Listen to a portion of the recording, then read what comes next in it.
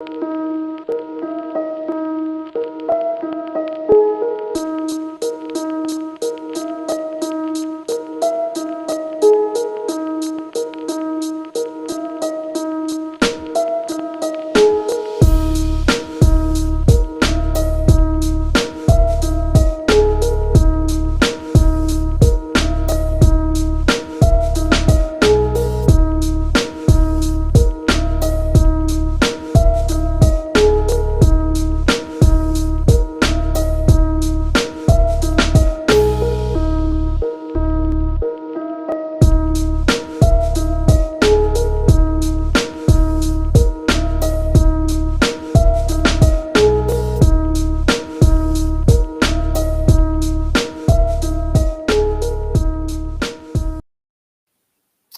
everybody, and welcome once again to another episode of Blackballed. My name is James D. Fiore. It's not often that you have a guest where it's almost impossible to promote it because of the current social climate that we currently live in. But we're going to do our best today. She's a lovely woman. She's a professor. Her name's Kathleen Stock, and her claim to fame, I guess you could say, is that she speaks out on what a lot of people, including myself, feel are sort of like a trans ideology that's permeating throughout society and somewhat unnecessarily. She is also the author of a new book, and her book is entitled Material Girls, Why Reality Matters for Feminism. Full disclosure, I have not read the book yet, but I'm not even sure. I did order it a couple days ago, but I live in the sticks up in Canada, so there's no, I haven't read it yet, but there's so much other information out there about this wonderful woman. Her name is Professor Kathleen Stock, and we are welcoming her to the show right now. Professor Stock, thank you for coming to Blackballed today. Thank you for that lovely introduction. No problem at all. So, I mean, I don't think I'm exaggerating when I say that this issue is almost impossible to talk about if you look at it through a lens of not wanting to get trashed online. And there's all these new rules about talking about social issues. If you're like me and you're a straight white guy, you might as well just grab a lawn chair and just sort of watch it all play out, because not many people are interested in what we have to say. And that's fine. But the thing is that when I listen to someone like yourself speak with such clarity and eloquence, and you still sort of get murdered online, it bothers me. So maybe we can start off by you telling us how this issue first sort of made you a household name and why it did, and maybe we can go from there. I'm not quite a household name yet. I've heard of you. I've heard of you all over, all across the pond over here. Yeah. Well, I'm a philosopher. I'm an academic philosopher at a British university, and like in Canada and the States, this conflict between claims made in the name of trans rights, which I don't actually always think are in the service of trans rights, but we'll get to that, I'm sure, and conflict between that and women's rights has been bubbling away. And I just couldn't believe that no academic philosophers were getting involved from the perspective of women's rights. So there's plenty of academic philosophers who are very enthusiastic about the recent rapid social changes we've seen in favor of this thing called gender identity, but you weren't hearing the other side, and I am on the other side. I think there are many conceptual and practical issues around gender identity, so I want to start talking about them, basically. So I started writing blog posts, and then that picked up some steam, and I started doing talks and writing things for publications like The Economist and others. But I also started getting, quite a lot of flack, let's say. Yeah, and I mean, is it fair to say, I really have not peered into your background to figure out what your politics are or anything, but maybe I'll just keep it personal and then ask you if you share a similar experience. But I always thought I was a progressive until identity politics came along, and now I'm apparently a rabid member of the alt-right because I don't agree with the fundamentals of identity politics. Do you have a similar background? Is that sort of where you come from as well? I've always voted left. I've never voted Tory. I I've never been that fond of identity politics, but didn't have much reason to question it. It didn't speak to me particularly, but I didn't see its problems until I, suddenly realized that there was a huge clash in identity claims on behalf of these two groups, and that the conversation around it was incredibly toxic. So, yeah, I mean, I'm not on the outright, although I'm frequently accused of it. You are now. Well, it's just preposterous. It's just another. What I realized very quickly when I got into this, that my antagonists, like my critics, will use any tool they can find to get me to shut up. And if that means saying I'm aligned with Donald Trump, which they have said, or that I'm an idiot, or that I'm a bigot, or whatever they can find, they'll use. And so after a while, it just starts to wash over you. I mean, I know who I am. I'm also gay. I'm a lesbian. So okay, I'm coming from within the famous LGBT community that really isn't a community. But yeah, I've learned to call it the LGBTC community because I don't know how long that acronym is going to go for until all the letters are gone. But that's neither here nor there. Listen, I don't know how to approach this issue most of the time, and even now, because it feels like it's wrought with pitfalls and things like that. But I can't think of another issue other than trans activism and like the real extreme end of it that sort of encapsulates all these other issues at the same time. Issues like free speech, issues like women's rights, and things like that. And why? I guess when I boil it down, the question that I have, and it's not even a question for you, I guess it would be for trans activists, but maybe you know what the answer is. But why do trans women, for example, have to claim women's spaces and not just create spaces for themselves? That's a really good question. And I think, I mean, you're right that in a sense, it's not my question to answer on their behalf, but I can tell you the two answers that come up most frequently when I've asked that question, because I would be all in favor of, in fact, in my book, I argue that we should be arguing for spaces where everyone can feel comfortable and where we're reducing the chance of harms in those spaces for everyone. But the two answers that come up most frequently are, first of all, well, we're women. QED, we're women, therefore we should have access to every single context in which women are mentioned, including changing rooms, showers, dormitories, bathrooms, resources for pregnant women, and so on. And if you don't like that answer, then the other answer is because it's dangerous for us. I mean, if you're talking about the space issue in particular, because it's dangerous for us in men's spaces would be the answer. So it's a kind of, I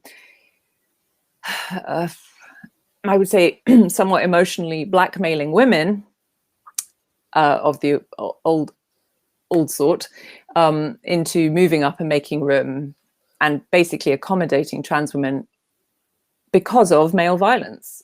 It's not women that are being violent towards trans women, but women are being expected to bear the cost. I mean, and I think it's worth explaining what those costs are, because so frequently my position is just presented as some kind of squeamishness or distaste.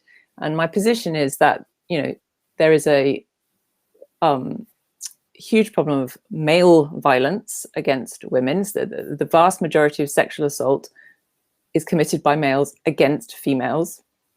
And we have, as a society, thank goodness, developed social norms to try and protect women where they undress and where they sleep and where they're vulnerable to sexual assault from males. And single sex spaces was just a kind of no-brainer in that regard. For years, nobody really thought about it. And of course, passing trans women and passing trans men might use those spaces, but there was never any push to make gender identity, the feelings you have inside, the criteria of entry into those spaces. And that's what we're seeing now in Britain anyway, and I'm sure you're seeing it in Canada too. So now we're told that it's how you self-ID. It doesn't matter whether you've had surgery, what your body's like, what you're wearing, it's how you feel that gives you the right of entry into these spaces. Now that disrupts that safeguarding social norm for women, because they can no longer identify from the outside who's supposed to be there and who isn't. Males can just walk in and say, I feel like a woman. I have a right to be here. and that puts women at risk, not from trans people specifically, but from malfeasant males. So that's the problem. I've always made that argument, and it falls on deaf ears, but it's not a anti-trans or transphobic argument to say that sometimes a male-bodied person will go into, say, a rape crisis center and assault somebody. It's actually an argument against me. It's an argument against straight males co-opting the trans identity in order to find victims. Yes, it's. I mean, if you take it's not a character reference for males saying that there should be single-sex spaces, because most males are not sexual offenders. One hopes, but some are, and it's. I've only really assaulted myself, but go ahead. Good. Yeah. But it's excluding the many in order to protect women from the few, and that goes whether the trans women, the males are trans women or not.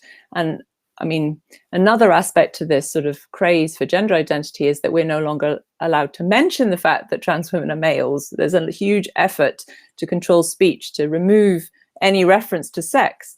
But the part of the point of this book is that sex is still a causal factor in all these different domains, in sexual assault statistics, in sport, in sexual orientation, and how we describe and protect it. So we can't get rid of sex. It's still there, and it's still having all these effects. It's just we can't name them anymore.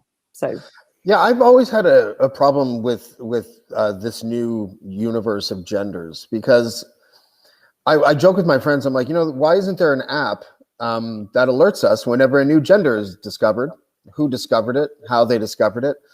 And isn't the answer, like, I'm just being a kind of an asshole about it, but isn't the answer because once you say that there's a spectrum, you can fill up those slots of those spectrums any way you want.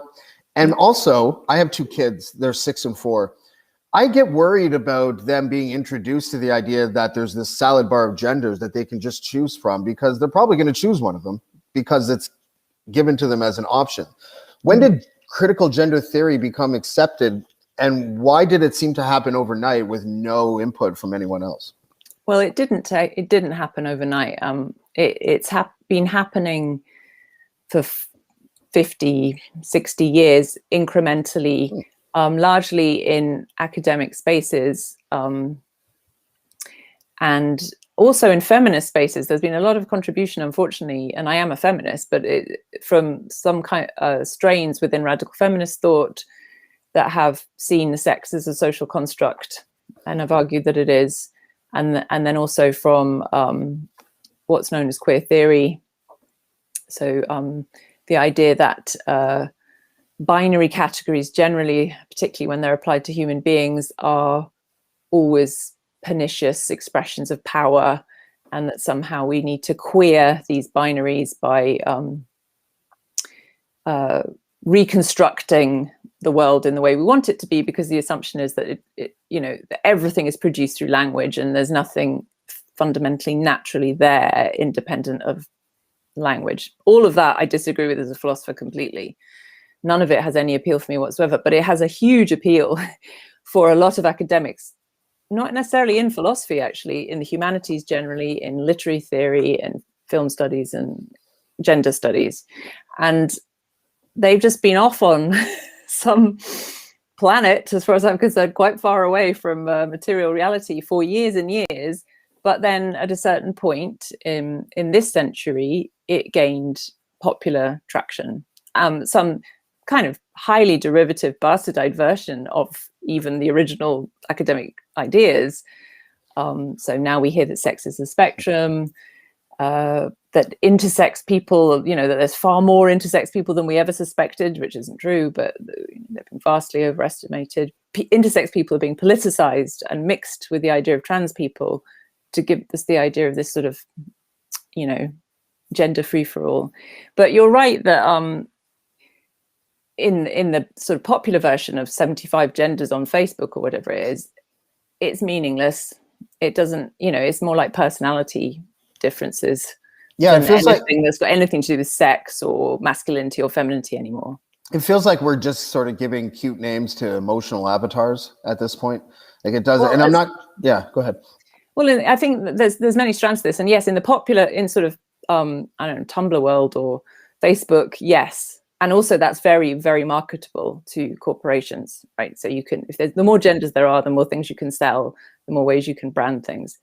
But in policy, I think there's not like 75 genders being recognized in law, but there are attempts to put gender identity, whatever that is, firmly at the heart of all these different policies, which is why you see in Canada, male rapists in women's prisons, for instance, or you see that case that you probably know more about than me, but of a recent father who has been jailed for resisting the transition effectively of his child. And he was put in jail because he called her daughter instead of son. I looked at the case today just to remind myself, and that's part of the reason. But I mean, my position is he's got every right to refer to her by her sex. It is her sex. And, we might want people to be, there's plenty of room to say that at least for adults, it's polite to call them by preferred pronouns, but it should never be compelled. And when it comes to children, it's completely different, obviously, because they're constructing their picture of the world. They don't necessarily even know the consequences of what they're doing. They're making what look like irrevocable changes to their bodies through drugs, or perhaps even through surgery. I just don't think we should ever penalize a parent for having concerns about that process. And that seems to be what's happening. It feels like nothing surprises me at this point, but one thing that did surprise me is the idea that without long-term research, we're giving kids puberty blockers and hormone therapy, and in some cases surgery, double mastectomies and things like that when they're like 15, 16. And I find it abusive, and I get called a transphobe because I find it abusive, not just by people on the fringe either, but by mainstream people, many of which haven't even delved deep into this subject. They're just parroting what they think the right answers are because they want to be a good progressive. Yeah, and they're not being told by the mainstream progressive media either any different. So there's a complete dereliction of duty on the part of journalists and newspapers and, public broadcasters. But yes, so, I mean, what's happening to children, and when you look at the data that is finally emerging, you see that there's a disproportionate number of same-sex attracted children or adolescents in this group of trans-identifying children. So it's highly likely that they are or at least interpreting their own sexual attraction to the same sex as meaning that they're in the wrong body. I mean, that interaction is possible. We should at least explore it. Then there's also a high proportion of autistic children in this group, and children with trauma, history of anorexia. So it's a complex group of kids and adolescents. And trans activism is telling us we're not allowed to ask about any of that. We've got to affirm their gender identity, which is being conceptualized as this sort of inner, fundamental, essential fact about them that's just kind of bursting out and has got to be acknowledged. It would be a crime not to. It has to be recognized in law. It has to be recognized by doctors. It has to be recognized by teachers and parents. That's a nonsense. Like, there's no evidence that there's this innate thing. That what there is self-interpretation, and it could be that it's good ultimately for you to interpret yourself as of a different sex, but it doesn't mean you are of a different sex, and it doesn't mean that that's a permanent state for you, that you should immediately change your body to fit this cycle. It's a psychological phenomenon. In other words, it's being treated as an essential fact about you. So and it's interesting because I think there's a generational gap as well. I'm 44 years old, and when I grew up, from 1983 to 1990, every weekend, my mom's softball team came over to have a party, and out of the 12 players, I think 9 of them were lesbians. I knew you were going to say that.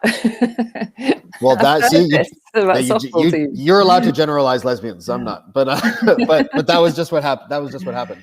And so I grew up with a lot of gay people around me, and so I kind of got I was fortunate enough to not grow up anti-gay or anything like that, even though I was living in a climate that it was predominantly anti-gay. Like, there was no one that came out in my high school, for example, in the 90s. But the one thing that I thought of was this generational thing. So I tracked down one of the players that used to play with my mom, and I had a discussion with her, and she told me that if she was 16, 17 years old now, she would probably be told that she was trans, or she might be confused into thinking that she was trans because she was, I don't know if the right word is butch or masculine or whatever when she was younger. And that might have been interpreted as some do-gooder person might want to help her by telling her, hey, listen, you might want to check out this salad bar of genders and you might be trans. And then she was like, maybe I would have gone down that road. So that plus the detransition percentage is like this phantom stat that you can never really find because they work tirelessly, activists, to shield the public from these statistics. Yeah. Why? What is their motivation at that point? Well, the motivation for the suppression of information about detransitioners is that it ruins the narrative I just mentioned, that this gender identity is kind of inside you waiting to come out, and once it's out it can never be put back in its box, and somehow it's a permanent you hear all this rhetoric. I mean, in writing this book I had to trawl through lots of popular books for kids and adolescents that say things like, your gender identity and you, discovering the real you, the authentic you. So once you've got all this idea of it being like an essential feature of you, then the presence of a detransitioner who says it wasn't the real me, it was a phase, it was just an interpretation, it was where I was at the time and how I saw the world, that's incredibly uncomfortable for this narrative of positivity and affirmation. So it's another scandal of the way that modern trans activism has gone, that these people who often, many of them young, they've had, some of them, they've had breasts removed, they've had their ovaries removed, they've had genital surgery in some cases, or they've just been on puberty blockers in a way that's reduced their sexual function, possibly reduced their bone density, their kidney function. There's all sorts of other consequences there too. These people are left hanging. They're rejected by their own community, the trans community that at one point affirmed them. And we don't seem to have a few brave souls are now developing psychological protocols to help them, but they're not in any way a focus of activism in the same intense way. So they go through this incredibly fast, as I understand it, kind of shocking, almost like leaving a cult, to be honest, where you suddenly doubt everything that you truly believed and see the world completely differently, and left with a lot of anger, a lot of them, because they weren't given proper talking therapy, they weren't given alternatives. As you say, educators, I'm not sure educators are sort of, I hope educators aren't proactively going in and saying, do you think you're trans? But I think once a kid says I might be trans, there's no attempt to, in many progressive circles, there's no attempt to question that. And that's negligent. Yeah, and I think, I know everything's controversial about this topic, but the rapid onset gender dysphoria theory, or what, I don't know if it's still a theory or if it's been proven, but the idea that say a girl in grade 6 will come out as trans, and then immediately after that happens, like another 4, 5, 6, 7 girls in that class of 25 kids will come out as trans as well. But the stat that I was most interested in that realm is that I think it's 70% of those girls are autistic. And what happens is, and I got this from Dr. Deborah So what happens is that they often, they have such intense focus on something, and something new was presented to them that they could focus on, and then that was it, that they believe that. So it's incredibly confusing for children. And I'm still stuck in this place where I'm like, well, why isn't the priority to make sure that what this child is experiencing is real? How powerful do you have to be attached to your narrative in order to just blindly accept it so you can have more power by numbers? I find the whole thing to be rather diabolical. Yeah, I mean, I don't know about that 70% stat. I'm not saying it's wrong. It just seems a little high to me. But I do know that from everything I've read, there is a significant trend amongst trans-identified children and adolescents, maybe even people generally, actually, because I've read that also said by someone who works with adults, that quite a large number are on the autistic spectrum. And yes, there's lots of accompanying traits when you're on the autistic spectrum that might explain the attraction, temporarily or permanently, of thinking that you're trans or having particular gender identity. Quite literal thinking, for one, in some cases. So yes, it's in terms of the rapid onset stuff, I think it's not rocket science to work out that. I mean, this was like a fundamental tenet of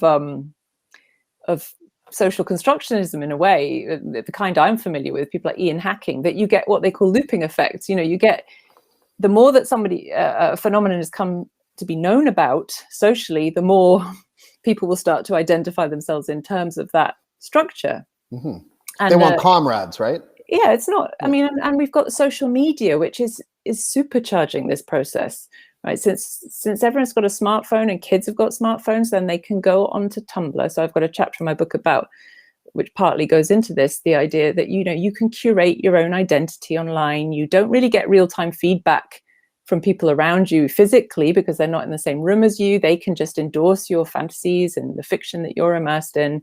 You see it in game playing, people that get immersed in game playing online for 15 hours a day.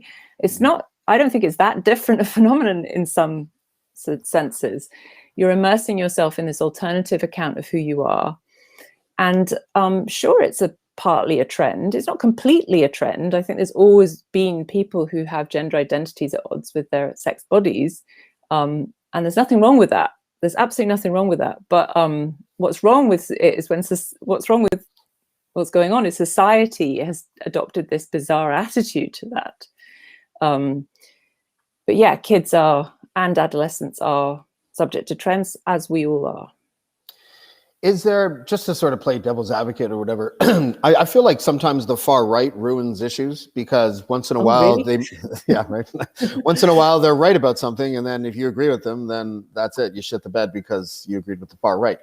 So when I hear you say, and I'm paraphrasing, but that it's more of a mental problem, psychological problem. Yeah, I didn't say mental.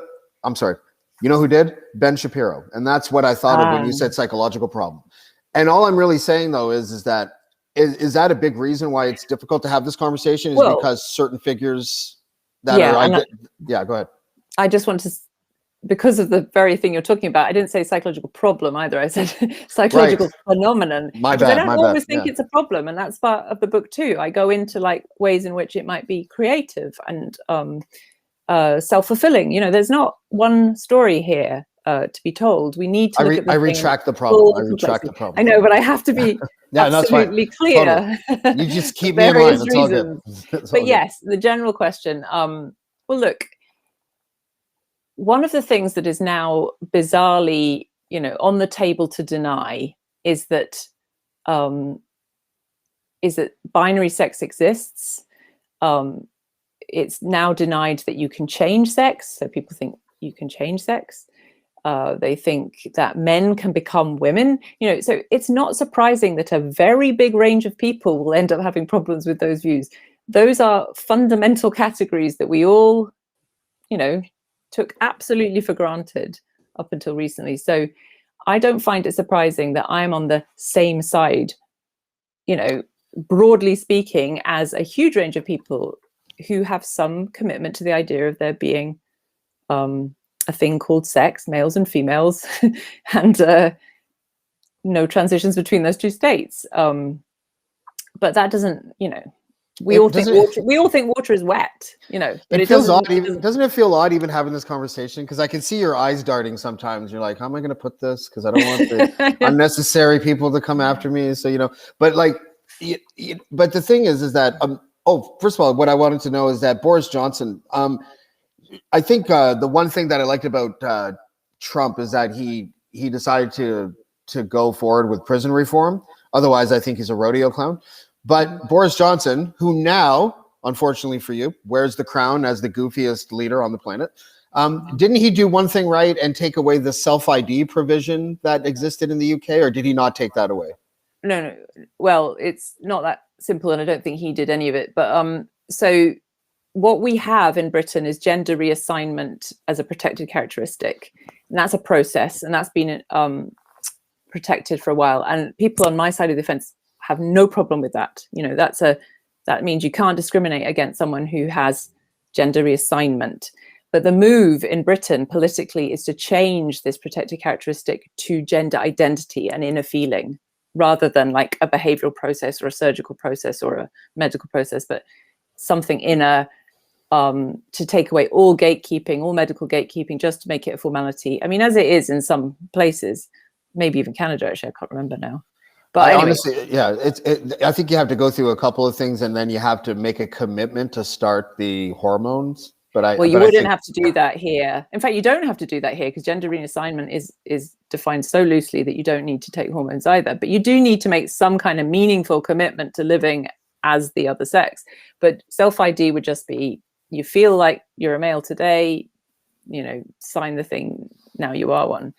And so what's happened is that a big grassroots collective of activists, including myself, if I can count that, have pushed against that successfully with the Tories. So the Tories don't seem to be going ahead with that, although they are in the middle of we've got a parliamentary select committee in the middle of yet another inquiry into gender reform.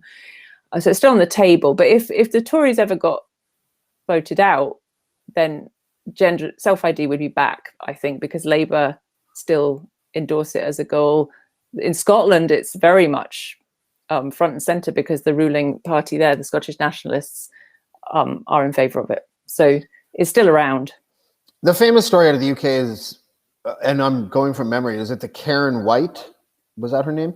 Mm-hmm. His name, her name? I'm not even sure.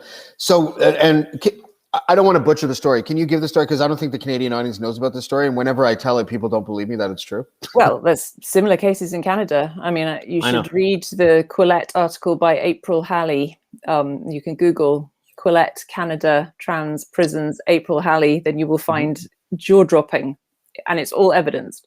But the Karen White case came to notoriety because from, I think, 2015-ish, I'll have to double check, onwards, the policy in British prisons changed towards gender identity rather than having a gender recognition certificate or having had surgery on your genitals. So self-identified women who were males, who had no medical intervention at all, and in some cases, in the case of Karen White, was a sex offender and a paedophile, convicted, was put in a women's prison where, and I'm going to use the pronoun he for Karen White, because I choose not to use preferred pronouns for men that have convicted of violence against women. Mm-hmm. He assaulted 2 female inmates, and at the trial for those assaults, I think it was his lawyer uttered the words, at one point, her penis was sticking out the top of her trousers. So that was recorded. So, you know, we are infiltrated. Our national institutions are infiltrated to such an extent by trans activism that in the advice given to judges and to the judiciary, victims of sexual assault by males who are trans-identified women have to call them by their preferred pronouns, even when there's a conviction. That's infuriating. That is infuriating. And while I'm at it, and I'm sure, don't know, maybe it's this way in Canada too, so you should check. But the crimes are then reported as women's crimes. Yeah. So we've seen a very strange change in the demographics of female crime in this country, because suddenly it now has a big increase in things like paedophilia, which is not typically a woman's crime, but suddenly, and rape and assault and violence. Like I was talking to somebody the other day, and I was like, you know, what is the stats going to look like in 20 years when the murder rate and, you know, rape offenses among women increases by like tenfold? What is that going to tell us? You know? Well, I mean, at the moment, Yeah, it's complicated because in the moment in Britain, I believe that you technically can't be charged with rape unless it involves a penis. But then, women can have penises now, we're being told. So Yeah. the law is obviously there is huge issues here to sort out, and it's not being sorted out as long as our national institutions are being completely controlled by trans activism, which is just looking at the consequences, what they perceive to be the interests of trans people. I don't think this is an interest of trans people either. There's plenty of trans women that disagree with all this. Yeah, and full disclosure, I have never considered myself a feminist per se. Like, I believe in equality and all that, but I've never really tried to portray myself as a feminist because, I didn't think that it wasn't really something that I felt so passionate about that I would just include myself as part of the activists. I just believe in equality and things like that until the trans issue came out. And now I'm really happy to be feminist because I feel like it is so anti-women a lot of times, and it manifests itself in a way where the only people that ever get victimized are women. And I guess my question is, why isn't the trans men part of this issue? Why doesn't it have the same sort of energy behind it? What's the main meaning? And it's okay if that's because it's men that rule the other side, because I'm totally fine with hearing that. I think that is part of it. I think that all the sort of controversial areas around this issue are areas where the initial impetus has been from trans women to get into women's spaces, for instance, or to get access to women's shortlists. Trans women can now be shortlisted for women's prizes or sports. Yeah, I knew there was something else. Also sports, like, so women are trying to get, the trans women are on female teams. It's not so much the other way around. Now, in that case, there's an obvious reason for that. It's to do with biological sex and the characteristics that biological sex tends to produce in terms of strength and speed and things like that. But yeah, so I think that's really part of it. But trans men are involved in the sense that they are active. They are in modern trans activism. There are many trans men that would, completely say I was bigoted for saying all of this. Also, non-binary people are a big part of this conversation, who identify as neither male nor female, or perhaps as both. So I think they're around, but perhaps in the most sort of, like I say, the most controversial areas, you'll see trans women first. Another part of this story that I always find alarming is that the most successful female writer of all time is now clearly the most abused woman on the internet. And no progressive ever bats an eye anymore. No one seems to care. Well, I think some progressives do care. They're probably frightened. Yeah. You're talking about J.K. Rowling. I am. Partly what she did that was so brilliant is she tried to shine a light on what is happening. And that's what needs to happen, because I think a lot of people still don't understand what the issues are, what it all means. They think it's something to do with sexual orientation. They think they're seeing it all through the lens of, like, well, we weren't that great on gay rights, and it turned out that gay rights didn't harm heterosexuals. So why should, giving trans people what they allegedly want hurt non-trans people? But it's not the same, because there's not, in this case, there's redefinition of categories politically, legally, socially, and that has an impact on nearly everybody.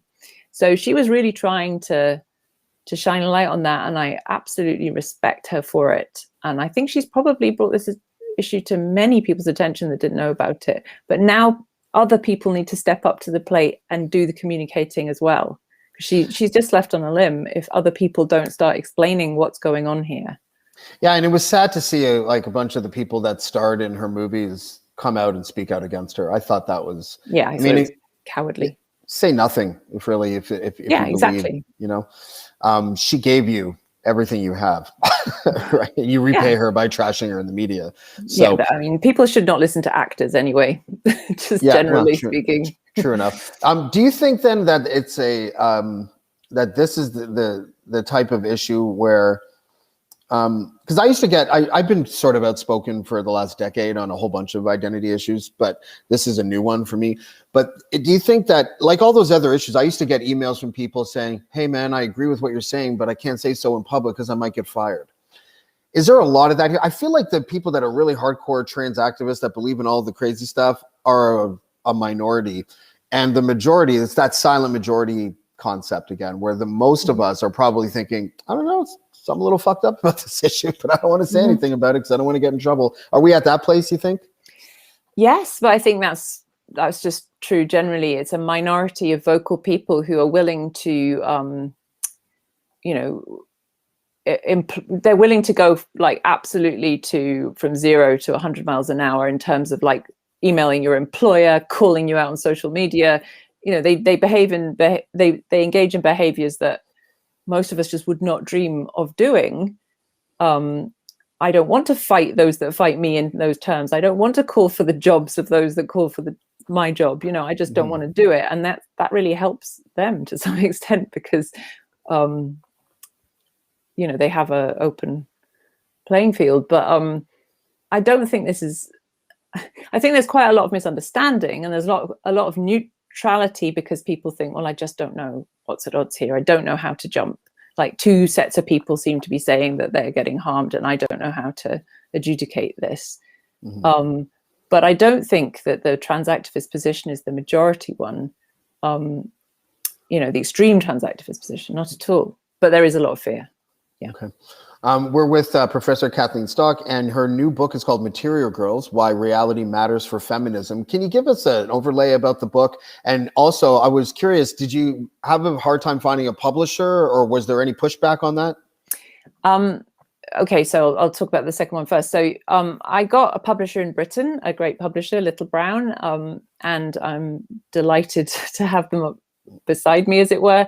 But it is true that I didn't get a publishing deal in America, for instance, or in Canada. So the book that will be sold in Canada from September the 21st is the British version. It hasn't been rewritten for the US market. So it's about it's really a philosophical kind of investigation written in as clear a way as I could possibly make it of the ideas behind gender identity ideology and the idea that your gender identity is a very significant thing about you that should determine your political and legal rights, and also the idea that we should stop talking about sex because it's no longer relevant anymore. So I really go into ideas from people like Judith Butler and Anne Fausto Sterling and Julia Serrano. But I also present my own kind of positive take on these issues, try to do it in a compassionate way. Because I really am not against, I don't like this opposition between women and trans people. We should not be against each other. It's these crazy ideas that are getting between us, but there should be solidarity. So I'm trying to forge some kind of way forward through the book, or at least open up a conversation. Well, I think this was a great conversation, and I'm going to end it there because I don't know. I'm probably going to get canceled any second now if I continue doing this. No, but I had a lovely time, and I'd like to have you back on again, maybe after the book's been out for a little while longer, and we can talk about all your success. And and thank you very much. This is Professor Kathleen Stock, again, the author of Material Girls, and thank you very much for joining us. Thanks very much for having me. Have a good day. Thank you. Yeah. She's amazing. I did a lot of prep work for this before I started, and I know it probably didn't look like it, but I get nervous talking about this subject still because I just find the whole topic to be just littered with landmines. But to have someone to speak so eloquently and with such clarity, and it doesn't hurt that she reminds me of the shortstop that used to play on my mom's softball team, so that's really cool too. But we were so happy to have her here, and this was episode 6, and we'll see you next time. Thanks, everybody.